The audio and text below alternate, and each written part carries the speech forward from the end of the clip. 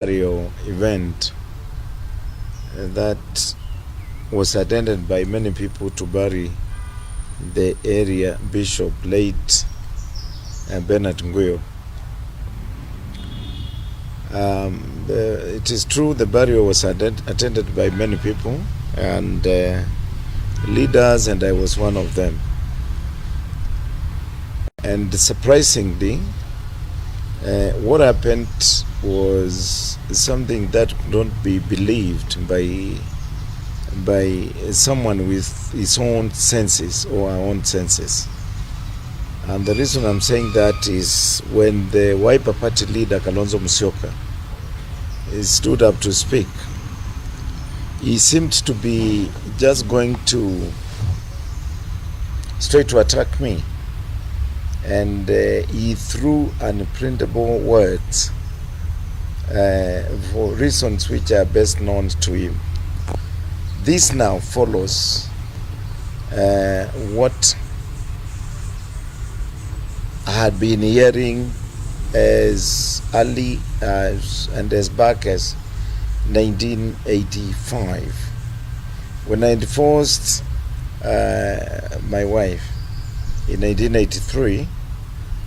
There were rumors that Kalonzo used to, and by that time he was moving with my former wife, but I had no issues, and they continued with the same relationship until recently, when she left when she left my house, which she had been housed by me through the courtesy of my children.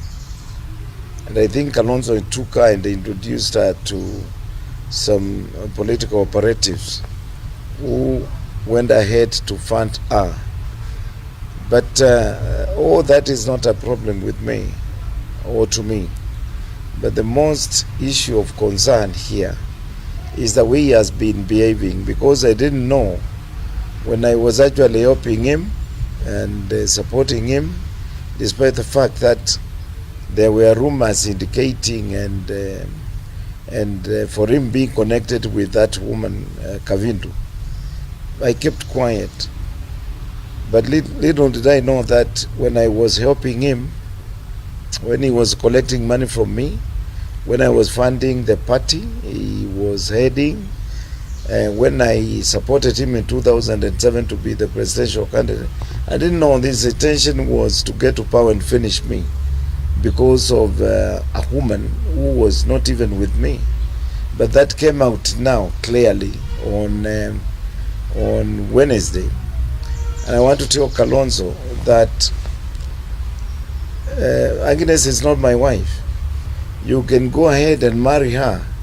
We know what you did to your wife. We know what you did to your wife. We know what happened. Some of us is things we don't want to talk about, but we have kept quiet.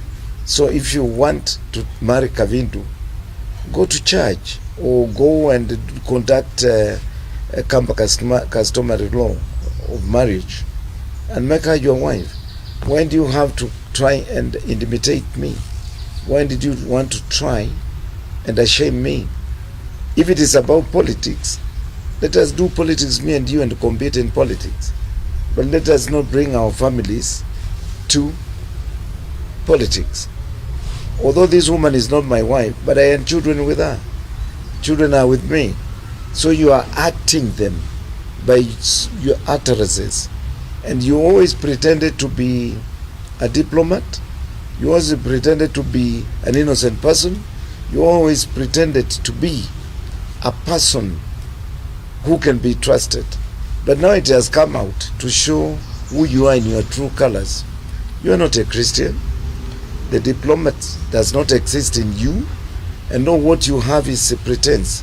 So I want kindly to ask you to remember your journey through politics. And I want to say, Kalonzo, you are a cursed man. Late Mood Mutisia cursed you. And if you want witnesses, I will line up with witnesses to testify. When Mulu died, he was not in talking terms with you, despite the fact he's the one who made you to be who you are and to reach where you have reached with the assistance of some of us. When Paul Gay died, you cannot give evidence one day Gay has ever visited in one of your offices. And when you used to hear that Gay is around the building that you used to have your government offices as a minister, you used to order askaris to make sure that it does not come close to your door. So sooner or later, I'm going to write things and say things about you. I will invite members of the press now and tell Kenyans who you are, because I promised Kenyans to tell them who you are.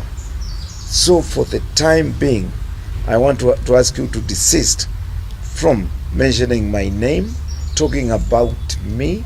Take Kavindu, go with her.